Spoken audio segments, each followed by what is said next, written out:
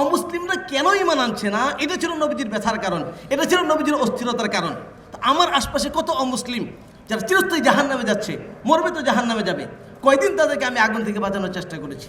আজকে আমাদের দেশে মানুষ দলে দলে খ্রিস্টান হচ্ছে, যেটা আমার আপনার দায়িত্ব ছিল যে আমরা অমুসলিমদেরকে দাওয়াত দেবো, ইসলামের দাওয়াত দিয়ে মুসলমান বানাবো। এই দাওয়াতকে ভুলে যাওয়ার কারণে তারা দাওয়াত দিয়ে আমাদেরকে খ্রিস্টান বানাচ্ছে। পুরো বাংলাদেশে কঠিন অবস্থা। যে অমুসলিমদের মাঝে দাওয়াত, এই কাজটা কি ওরা কাজ? জাযাকুমুল্লাহ। আমি একটু সংযোগ করতে চাই আপনাদের সাথে। অমুসলিমদের মাঝে দাওয়াত দেওয়া আম্বিয়াওয়ালা কাজ। কেন? আল্লাহ নবী সাল্লাল্লাহু আলাইহি ওয়াসাল্লাম বলেছেন, আমরা জানি আল উলামা ওয়ারাসাতুল আম্বিয়া, নবিয়ুনের জামা হলো আম্বিয়া। আমরা কি এক নবীর ওয়ারিস না সব নবীর ওয়ারিস? তো সব নবীর যে কাজ আমাদের সেই কাজ। এবার যদি আমরা দেখি সব নবীর কাজ কি ছিল, ইব্রাহিম আলাইহিস সালাতু ওয়াস সালাম একজন নবী ছিলেন। আমরা উলামায়ে কেরাম ওই নবীর ওয়ারিস কি ওয়ারিস না? যদি তার ওয়ারিস হয়ে থাকে, ইব্রাহিম আলাইহিস সালাতু ওয়াস সালাম যাদেরকে দাওয়াত দিয়েছিলেন তারা কারা ছিল? মুসলিম ছিল না মুসলিম ছিল? ওনার আব্বা যারা মুক্তি পূজা করতো তারা। হযরত নূহ আলাইহিস সালাতু ওয়াস সালাম ইন্নী দাউতু কওমি ওয়া লাইলা ওয়া নাহারা, আমরা আয়াত জানি যে নূহ আলাইহিস সালাম যাদেরকে দাওয়াত দিয়েছিলেন তারা কারা ছিল? মুসলিম না মুসলিম? এভাবে সকল আম্বিয়া আলাইহিস সালাতু ওয়াস সালাম, সর্বশেষ রাসূলুল্লাহ সাল্লাল্লাহু আলাইহি ওয়াসাল্লাম যাদেরকে দাওয়াত দিয়েছেন, আবু বকর রাদিয়াল্লাহু তাআলা আনহু রাদিয়াল্লাহু তাআলা আনহু হওয়ার আগে ওনারা অমুসলিম ছিলেন, নবীজির দাওয়াত পেয়ে মুসলমান হয়েছেন, এরপর রাদিয়াল্লাহু তাআলা আনহু হয়েছেন। তো অমুসলিমদের মাঝে দাওয়াত দেওয়া শুধু নবীওয়ালা কাজ নয়, এটা আম্বিয়াওয়ালা কাজ। আর সব নবীর যে কাজ আমাদের সেই কাজ। তা আম্বিয়া আলাইহিস সালাতু ওয়াস সালামের যে কাজ ছিল, সেই একটা অন্যতম গুরুত্বপূর্ণ একটা কাজ, বিশেষ করে অমুসলিমদের মাঝে দাওয়াতের কাজ, আমরা এই কাজটা ভুলে গিয়েছি। এবং এটা এত গুরুত্বপূর্ণ একটা কাজ যে কাজটাকে আমরা আমাদের কাজই মনে করি না।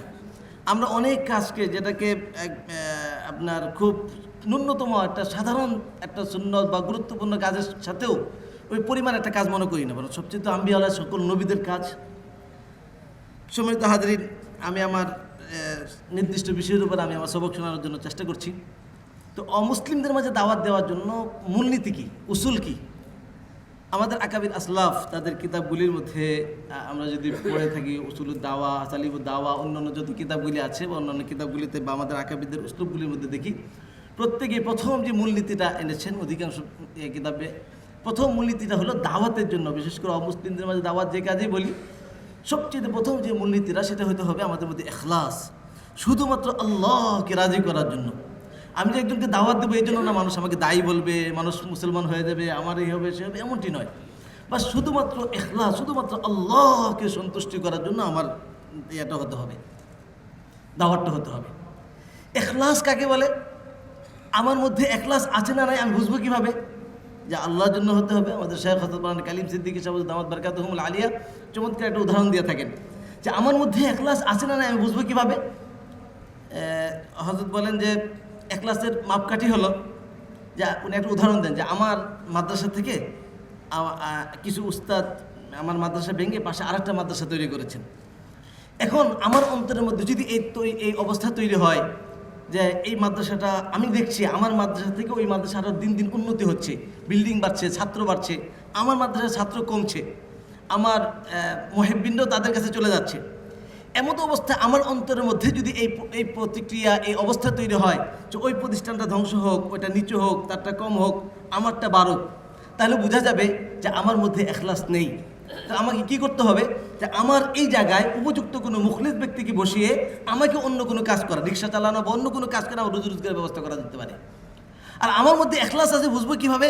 যে আমার ওই মাদ্রাসা যখন উন্নত হচ্ছে আমার দিল খুশি হবে যে আলহামদুলিল্লাহ, আমি যে কোরআন পড়াতাম, যে কালিমা পড়াতাম, আল্লাহর কথা পড়াতাম, ওই ভাই তো সে একই কালিমা পড়াচ্ছে, সে একই কোরআন পড়াচ্ছে, আর আমার থেকে ওই ভাই বেশি পারতেছে। আমি যেই সাথীগুলিকে আমার মাদ্রাসা আনতে পারি নাই, সে তাদেরকে আনতে পেরেছে, তো আমার কাজটা ওই ভাই করে দিচ্ছে। অতএব যেহেতু আমার কাজটা ওই ভাইটা করে দিচ্ছে, আমার অন্তরে খুশি হওয়া দরকার। আমি তাকে গিয়ে পরামর্শ দেবো, ভাই তুমি এই কাজটা এভাবে করেন, এভাবে করেন। তো এই অন্তরের মধ্যে যদি খুশি তৈরি হয় আর সন্তুষ্টি তৈরি হয়, তাহলে বোঝা যাবে আমার মধ্যে ইখলাস আছে। ঠিক শুধু এটা যদি একটা মাদ্রাসার উদাহরণ, দিনই প্রত্যেকটা কাজ, আমার দুশ্মন ব্যক্তিগত কারোর সাথে দুশ্মনী থাকতে পারে, সেও যদি কোনো দিনই কাজ করে, আল্লাহর সাথে নিসবতওয়ালা কোনো কাজ করে, তার মধ্যেও আমার সম্পৃক্ততা থাকা দরকার। এই জন্য দাওয়াতের জন্য সবচেয়ে গুরুত্বপূর্ণ যে জিনিস, বিশেষ করে অমুসলিমদের মাঝে দাওয়াতের জন্য যে উসুল, যে মূলনীতিটা আমাদের মধ্যে থাকা দরকার, সেটা হল ইখলাস, বিশুদ্ধ নিয়ত, শুধু আল্লাহকে সন্তুষ্টি করার জন্য দাওয়াত। দ্বিতীয় একটা গুণ, একটা মূলনীতি আমাদের মধ্যে থাকা দরকার যে দাওয়াতের ক্ষেত্রে, সেটা হলো যে উম্মতের দরদ আমাদের মধ্যে থাকতে হবে, উম্মতের ফিকির আমাদের মধ্যে থাকতে হবে। মানুষ জাহান্নামে যাচ্ছে, সে দরদ। আল্লাহ রসুল্লাহ সাল্লাল্লাহু আলাইহি ওয়াসাল্লামের একটা লম্বা হাদিসের একটা অংশ, কানা রাসূলুল্লাহ সাল্লাল্লাহু আলাইহি ওয়াসাল্লাম দাইমাল ফিকরা, নবীজি সর্বদা উম্মতের ফিকির করতেন। উম্মতের ফিকির কেমন করতেন, উম্মতের ফিকির অবস্থা কেমন ছিল, আল্লাহ পাক কুরআনুল হাকীমের মধ্যে আয়াত নাযিল করেছেন, লাআল্লাকা বাকিউন নাফসাকা আলা আথারিহিম ইন লাম ইউমিনু বিহাদাল হাদিসি আসাফা। এবং আল্লাহ সুবহানাহু ওয়া তাআলা এখানে কারণও বর্ণনা করেছেন যে নবীজির অস্থিরতা, ব্যথা, কষ্টের কারণটা কি ছিল, যে সেই কারণটা ছিল ইন লাম ইউমিনু, লোকগুলি কেন ঈমান আনছে না। আর নবীর যুগে ঈমান কারা আনতেছিল না? কাফের মুশরিক অমুসলিমরা ঈমান আনছে না। অমুসলিমরা কেন ঈমান আনছে না, এটা ছিল নবীজির ব্যথার কারণ, এটা ছিল নবীজির অস্থিরতার কারণ। আমার আশপাশে কত অমুসলিম যারা চিরস্থায়ী জাহান্নামে যাচ্ছে, মরবে তো জাহান্নামে যাবে, কয়দিন তাদেরকে আমি আগুন থেকে বাঁচানোর চেষ্টা করেছি, কয়দিন তাকে আমরা আগুন থেকে বাঁচানোর ফিকির করেছি। সম্মানিত হাজিরিন, এই জন্য উম্মতের দরদ, উম্মতের ফিকির, এটা একটা উসুল আমাদের অন্তরে রাখতে হবে দাওয়াতের জন্য, বিশেষ করে অমুসলিমদের মাঝে দাওয়াতের জন্য এই গুণ, এই ফিকিরটা আমাদের মধ্যে থাকা দরকার। আমরা এই বিষয়ে একটা ছোট্ট একটা ঘটনা আমি আপনাদেরকে শোনাতে চাই। সৈয়দ, আমাদের এই দেশের মধ্যে যারা ইসলাম প্রচার করেছেন, আমাদের ভারত উপমহাদেশের মধ্যে একজন অন্যতম হলেন খাজা মুঈনুদ্দিন চিশতি রহমতুল্লাহি আলাইহি। তো খাজা মুঈনুদ্দিন চিশতি রহমতুল্লাহ আলাইহি উনি এত মকবুল কীভাবে হলেন? খাজা মুঈনুদ্দিন চিশতি রহমতুল্লাহর উস্তাদ ছিলেন খাজা উসমান হারুনি রহমতুল্লাহ আলাইহি।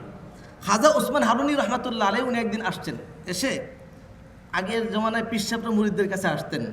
এখন যেমন আমরা যারা মুরিদরা পীর সাহেবের কাছে যাই, আগের এখন আলহামদুলিল্লাহ আসেন, তো আগে বিশেষভাবে তাদের ইসলাহের জন্য আসতেন অনেক সময়। তো খাজা উসমান হারুনি রহমতুল্লাহ আলাইহি খাজা মুঈনুদ্দিন চিশতি রহমতুল্লাহর কাছে আসছেন। এসে একদিন হঠাৎ করে বলতেছিলেন, হয়তো পরীক্ষার জন্য বা যে কোনো কারণে বলছেন যে আগামী কেউ নেই, শুধু উনি একা, যে আগামীকালকে যারা আমার পিছনে ফজরের নামাজ পড়বে এরা জান্নাতি, আর এই খবরটা যে অন্যের কাছে পৌঁছাবে সে হলো জাহান্নামী। এখন খাজা মুঈনুদ্দিন চিশতি রহমতুল্লাহ আলাইহি সবাইকে খুব টেনশনে পড়ে গেছেন। উনি শাইখের খেদমত করে শুয়ে দিয়ে উনি বের হয়ে গিয়েছেন। প্রত্যেকটা ঘরে ঘরে দরে দরে যা নক করছেন যে ভাই, আগামীকালকে ফজরের নামাজটা আমার শাইখের পিছনে পড়বা। বলে কেন? বলে তোমরা যদি ফজরের নামাজটা আমার শাইখের পিছনে পড়ো, তোমরা জান্নাতি হয়ে যাবা। তো সারা রাত মেহনত করে তাহাজ্জুদের সময় আবার চলে আসছে। তাহাজ্জুদের সময় এসে উনি আবার ওনার শাইখকে ডেকে দিয়েছেন, বা ওনার যে নিয়মিত আমল করেছেন। ফজরের সময় পুরো মসজিদ ভরা, বারান্দা ভরা। এবার মানুষজন চলে যাওয়ার পর খাজা মুঈনুদ্দিন চিশতি রহমতুল্লাহ জিজ্ঞাসা করলেন, কী ব্যাপার, আজকে এত মানুষ কেন? বলে হুজুর, আপনি না বলেছেন যারা আপনার পিছনে নামাজ পড়ে জান্নাতি, এই লোকগুলি জান্নাতের আশায় আপনার পিছনে নামাজ পড়তে এসছে। বলে এই খবর তাদের কাছে কে পৌঁছিয়েছে? অবশ্যই তুমি, কারণ তুমি ছাড়া তো এই খবর কেউ জানে না। তো উনি বললেন যে তুমি কি জানো না যে আমি আরেকটা কথা বলেছিলাম, যারা এই খবর অন্যের কাছে পৌঁছাবে তারা জাহান্নামী? তো তুমি এই কথা জেনেও কেন এই কাজটা করলে?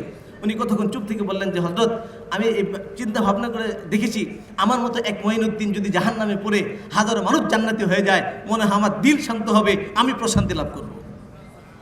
আল্লাহ, উনি ওনার শায়েখ দোয়া করলেন, বুক জড়িয়ে ধরলেন, যাও তুমি যেদিকে তাকাবে, যেদিকে যাবে ওইদিকে তোমার হাতে মুসলমান হবে। মানুষ এরপরে উনি যেদিকে গিয়েছেন সবচেয়ে বেশি ওনার হাতে মুসলমান হয়েছে। তার মূল কারণ ছিল এই উসুল, এই মূলনীতি উনি গ্রহণ করেছেন যে উম্মতের দরদ আর ফিকির আর ব্যথা আর মায়া।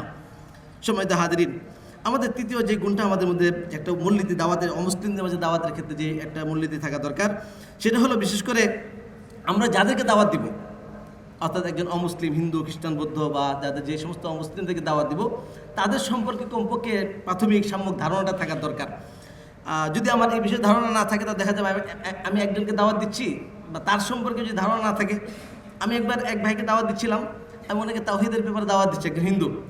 পরে সে নিরঙ্কারী ছিল। পরে জানতে পারলাম তাকে দাওয়াত দেওয়ার পর আমি তখন যা দাওয়াত দিয়েছি উনি বলছে আমি তো আপনার সাথে একমত। তো পরে জানতে পারলাম তার বিশ্বাস আমি তার বিশ্বাস ছিল অন্যতা, তার সম্পর্কে আমি জানা থাকলে আমি তাকে এই বিষয়ে দাওয়াত না দিয়ে অন্য বিষয়টা আমি দাওয়াত দিতাম। এই জন্য এটা জরুরি।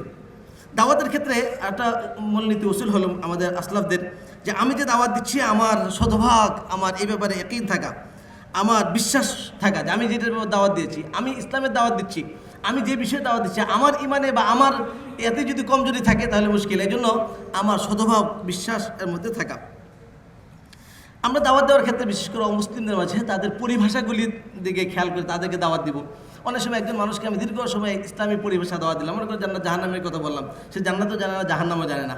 কিন্তু তাকে যদি জান্নাতের জায়গায় নরক বলে পরে জান্নাতের পরিচয়টা করিয়ে দিই, তো তাদের পরিভাষাগুলি যদি আমরা ব্যবহার করি তাহলে দাওয়াতটা তার গ্রহণ করতে সুবিধা হয়। আরেকটা মূলনীতি হলো দাওয়াত দেওয়ার ক্ষেত্রে, একজন অমুসলিমদেরকে দাওয়াত দেওয়ার ক্ষেত্রে তার জন্য প্রস্তুতি নেওয়া। আমি কিভাবে দাওয়াত দেবো, কী বিষয়ে কথা বলবো, এর থেকে সবচেয়ে বড় প্রস্তুতি যেটা, সেটা হলো তার জন্য দোয়া করা, শেষ রাতে তাহাজ্জুদ পড়ে তার জন্য নাম ধরে দোয়া করা, কান্নাকাটি করা। কারণ হেদায়েতের মালিক কে?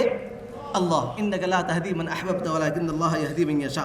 এই জন্য আল্লাহ পাকের কাছ থেকে তার হেদায়েত চেয়ে নেওয়া, আল্লাহ পাকের কাছ থেকে তার হেদায়েত গ্রহণ করে নেওয়া, কবুল করায় নেওয়া। এর জন্য এটা হলো দাওয়াতের বড় প্রস্তুতি। আমি যার কাছে যাব, যাকে দাওয়াত দিব।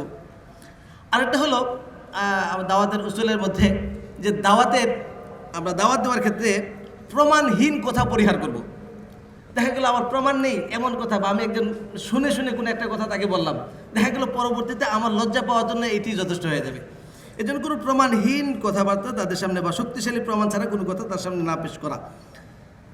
আরেকটা হলো মাদউর বুদ্ধি, তার চিন্তাধারার প্রতি খেয়াল রাখা। আমাদের দাওয়াতের জন্য সবচেয়ে বড় একটা গুরুত্বপূর্ণ দায়ের যে সিফতটা বা দায়ের মধ্যে যে মূলনীতিটা থাকা দরকার, সেটা হলো যে আমি দাওয়াতের জন্য ইত্তাবিউ মা লা ইয়াসআলুকুম আজরান ওয়া হুম মুহতাদুন, যে দাওয়াতের কোনো প্রতিদান না চাওয়া, অর্থাৎ বাস শুধুমাত্র আল্লাহ পাকের কাছ থেকে আমি আর বিনিময় নিব, বিনিময় শুধু আল্লাহ পাকের কাছ থেকে, অন্য কার কাছ থেকে তাদের কাছে বিনিময়ের আশা করে তাদের কাছে দাওয়াত না দেওয়া। আমি দাওয়াত দেওয়ার ক্ষেত্রে একটা মূলনীতি হলো, দাওয়াত দেওয়ার ক্ষেত্রে আমার কাছে উনি একজন প্রমাণ প্রস্তুত করলো, কিন্তু আমি কোনো প্রমাণ আমার কাছে নেই, অথবা আমার কাছে তাহকিক নেই। আমার কাছে প্রশ্ন করলাম, আমি উত্তর দিয়ে দিলাম। অনেক সময় আমাদের হয় যে আমাকে প্রশ্ন করেছে, আমি মুফতি সাহেব, মৌলানা সাহেব, বহু সাহেব, তো এখন উত্তরটা না দিতে পারলে কেমন জানি হয়, কি মনে করবে, প্র্যাকটিসের ব্যাপার সেবার আছে বলে, এমনটি না। আমি না জানা থাকলে আমি বলবো যে ভাই আমার এই বিষয়টা জানা নেই, আমি আর একটু তাহকিক করার জন্য বা একটু বিশ্লেষণ করার জেনে নেওয়ার জন্য আমি সময় নেব। আমাদের সবাই সব বিষয় জানা থাকতে হবে, এটা কোনো জরুরি বিষয়ও না। আর এতে মানিজ্যত কমে না, ইনশাল্লাহ বাড়বে। এটা হলো একটা গুরুত্বপূর্ণ বিষয়। আরেকটা বিষয় হলো যে যুক্তিহীন তর্ক থেকে বেঁচে থাকা, অর্থাৎ আমি এমন বিষয়ে বিতর্ক করলাম যেরকম যুক্তি না, অযৌক্তিক একটা বিষয় আমি দাওয়াত দিতে গিয়েছি একটা বিষয়ে, এখন সে মনে করেন রাজনৈতিক বা কোনো একটা প্রেক্ষাপট নিয়ে সে আলোচনা করে দিল, ওইটা আমার বিষয়ের সাথে সম্পৃক্ত না, মানে যুক্তি আসে না। অযৌক্তিক কোনো বিষয়ের সাথে বিতর্ক থেকে আমি বেঁচে থাকবো, এটা একটা আকাবির আসলাফদের মূলনীতি। আরেকটা মূলনীতি হলো দাওয়াতের ক্ষেত্রে অমুসলিমদের মাঝে, যে আমরা যাদেরকে দাওয়াত দিব, মাদউ যাকে দাওয়াত দিচ্ছি, সে যদি কথা বলে তার কথাগুলি মনোযোগ সহকারে শোনা। অনেক সময় আমরা মনে করি আমরা তাকে কথা বলারই সুযোগ দেই নাই, হয়তো সে অনেক কথাই আমাকে বলছে, আমি যদি তাকে মূল্যায়ন না করি, তার কথাটা পুরাটা না শুনি, অর্ধেক বলেছে আর বাকি অর্ধেক আমি ধারণা করে নিয়েছি যে না এটা এই বলতে পারে, হয়তো বা উনি এটা বলবেন না, অন্য একটা কথা বলবেন, তা আমি অর্ধেক শুনে ওইটার উপরে আমি উত্তর দেওয়া শুরু করে দিলাম। এতে যাকে দাওয়াত দিচ্ছি সে আমার কথাটা গুরুত্বের সাথে শুনবে না। আমি যদি তাকে গুরুত্ব দিয়ে তার প্রশ্নটা শুনি, তার কথাটা মনোযোগ দিয়ে শুনি, এরপরে সে আমার কথাটা আরও মনোযোগ দিয়ে শুনবে। অনেক সময় দাওয়াতের ক্ষেত্রে অমুসলিমদের দাওয়াত দিতে গেলাম, সে এমন একটা প্রেক্ষাপট আমার সামনে পেশ করলো যেটা আমার অবস্থানের বিপরীত যায়, কিন্তু কথাটা সত্য, ঘটনাটা বাস্তব, বিষয়টা সত্য। এই সত্য বিষয়টাকে অস্বীকার না করা, মেনে নেওয়া, কারণ এটা তো সত্যই, কিন্তু আমি করছি কি কোনোরকম তার সামনে উপস্থিত মানে গায়ের জুড়ে গা ঢাকার জন্য আমি কথা এদিক সেদিক করে আমি এটাকে করার চেষ্টা করছি, অর্থাৎ আমি এটাকে এড়ানোর চেষ্টা করছি, কিন্তু এটা তো বাস্তব একটা জিনিস। বাস্তবতা হলে কোনো সত্য জিনিস মেনে নিব, সমস্যা নেই। দাওয়াতের ক্ষেত্রে একটা গুরুত্বপূর্ণ বিষয় হলো যে অমুসলিমদের জন্য দোয়া করা।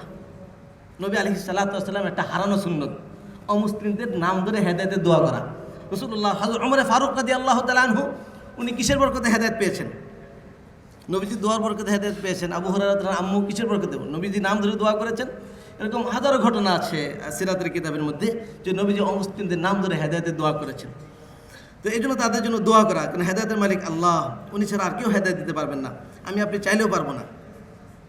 দাওয়াতের পদ্ধতিগুলি একটা উসুল হলো, দাওয়াতের পদ্ধতিগুলি আমরা গ্রহণ করবো কোত্থেকে? দাওয়াতের পদ্ধতি গ্রহণ করবো আমরা সিরাত থেকে, রাসূলুল্লাহ সাল্লাল্লাহু আলাইহি ওয়াসাল্লামের সিরাত নবুয়তের নূর থেকে। আমরা অনেক সময় মনে করি যে মুসলিমদেরকে দাওয়াত দেওয়ার জন্য তাদের মন্ত্র জানা থাকতে হবে, তাদের ধর্মীয় বিভিন্ন বিষয়গুলি, বিভিন্ন শ্লোক, বিভিন্ন তথ্য, বিভিন্ন উদ্ধৃতিগুলি আমার মুখস্থ থাকতে হবে, তাহলে দাওয়াত দেওয়া যাবে না, দাওয়াত দেওয়া যাবে না। বিষয়টি সঠিক নয়। দাওয়াত দেওয়ার জন্য আমরা আমাদের সাথীদের সামনে একটা সবক শোনাই দাওয়াতের ক্ষেত্রে। ভাই দাওয়াতের উসুল হলো, দাওয়াতের নেশা হলো কোরআন ও সিরাত, মন্ত্রতন্ত্র যা আছে সব হলো সালাত। দাওয়াতের উসুল কি? কোরআন ও সিরাত। দাওয়াতের মূলনীতি যেটা আমরা নিব, মন্ত্রতন্ত্র যা আছে সব হলো সালাত। আমি খাবার খেতে গেলাম, যদি আমাকে সালাদ দিল, বিরিয়ানি না দিল, তাহলে আমি শুধু সালাদ খেয়ে আমার পেট ভরবে না, বিরিয়ানি দিল সালাদ না দিলেও আমার খাবার হয়ে যাবে। এই জন্য দাওয়াতের মূল বিষয়গুলির মধ্যে থেকে আমি কোরআন এবং সিরাতকে সামনে রেখে আমি দাওয়াত দেওয়ার চেষ্টা করব। আরেকটি দাওয়াতের মূলনীতি হলো, যিনি দাওয়াত দেবেন তিনি দুনিয়া বিমুখ হবে। আমি যিনি দাওয়াত দেব দুনিয়ার বিমুখ হওয়া, আখিরাতমুখী হওয়া, আল্লাহমুখী হওয়া। দায়ীকে দাওয়াতের জন্য সবচেয়ে যে আর একটা গুরুত্বপূর্ণ বিষয় সেটা হলো তাড়াহুড়া না করা। আমি দাওয়াত দেওয়ার ক্ষেত্রে একটা উসুল, যে আমি একজনকে দাওয়াত দিলাম, আমরা মনে করি একদিন 2-3 ঘন্টা কথা বলে আমি তাকে এখনই মুসলমান বানিয়ে ফেলবো। কিন্তু ওই লোকটা উনি আপনার 15 বছর তার জীবনের 30-25 বছর তার জীবনে একটা বিশ্বাস লালন পালন করছে, আর আমি 2-3 মিনিটের দাওয়াত দিয়ে তাকে মুসলমান বানিয়ে ফেলছি। যদি 1-2 দিন দাওয়াত না দেওয়ার পর সে মুসলমান না হয়, তো আমরা এই আয়াতটা মনে করা শুরু করি যে খতামাল্লাহু আলা কুলুবিহিম, মনে হয় এই আয়াত তার জন্যই নাযিল হয়েছে। মানে আমাদের কথা ভাবটা এরকম হয়। রাসূল নবী আলাইহিস সালাতু ওয়াস সালামের আমরা ইতিহাস সিরাত দেখি যে রাসূলুল্লাহ সাল্লাল্লাহু আলাইহি ওয়াসাল্লাম মক্কায় কত বছর পর্যন্ত দাওয়াত দিয়েছেন, দাওয়াতি কাজ করেছেন। নূহ আলাইহিস সালাম কত বছর দাওয়াত দিয়েছেন। এই জন্য তাড়াহুড়া না করা, আজকে দাওয়াত দিয়ে আজকে এখনই মুসলমান হয়ে যেতে এমন না। আমি আমার মেহনত চালাতে থাকবো, চেষ্টা চালাতে থাকবো, তাকে বোঝানোর জন্য চেষ্টা করব। এই জন্য দাওয়াতের ক্ষেত্রে তাড়াহুড়া করার চেষ্টা করব না। সময় তো হাজির, আমার সময় শেষের দিকে।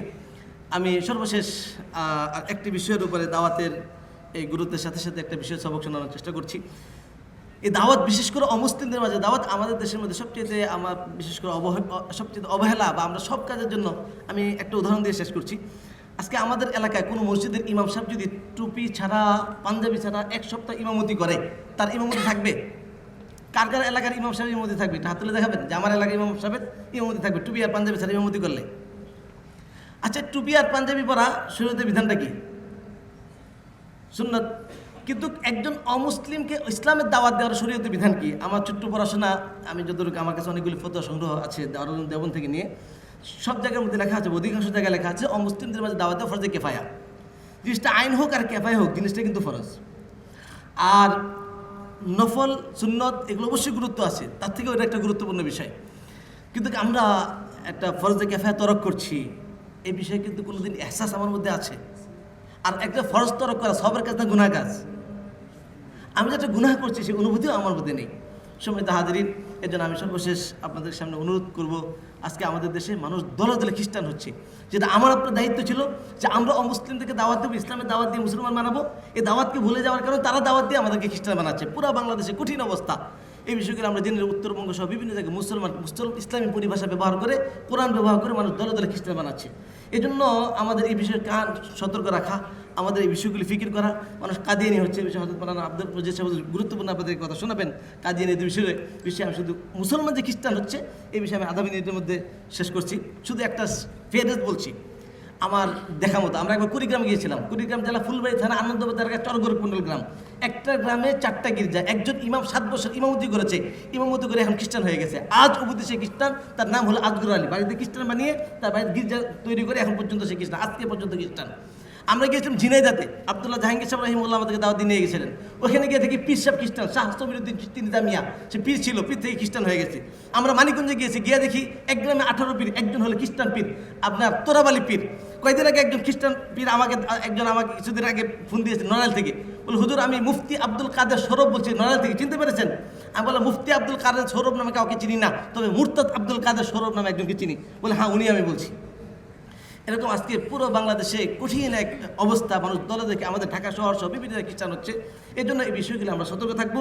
কোরআন বিশেষ করে অনলাইনে কিতাবুল মুকাদ্দাসটা তারা ব্যাপকভাবে পেশ করছে, ব্যাপকভাবে পেশ করে তারা মানুষকে খ্রিস্টান বানাচ্ছে। এই বিষয়গুলি কিতাবুল মুকাদ্দাস ইনজিল বলে মানুষের ধোঁকা দিচ্ছে, ধোঁকাগুলি সম্পর্কে আমরা সতর্ক করার চেষ্টা করব, মানুষকে জাহান্নামের আগুন থেকে বাঁচানোর চেষ্টা করব। আমি সর্বশেষ কর্তৃপক্ষকে ধন্যবাদ জানাচ্ছি, ওনারা আমাকে সবক শোনার জন্য সুযোগ করে দিয়েছেন। আল্লাহ পাক আমাদের মুরব্বীদেরকে কবুল করুন, আপনাদেরকেও ধন্যবাদ জানাচ্ছি। আল্লাহ পাক আমাদের সকলকে এই কথাগুলির উপর আমল করার তৌফিক দান করুন। ওয়া আখির দাওয়ানা আলহামদুলিল্লাহি রাব্বিল আলামিন। আসসালামু আলাইকুম ওয়া রাহমাতুল্লাহি ওয়া বারাকাতুহু।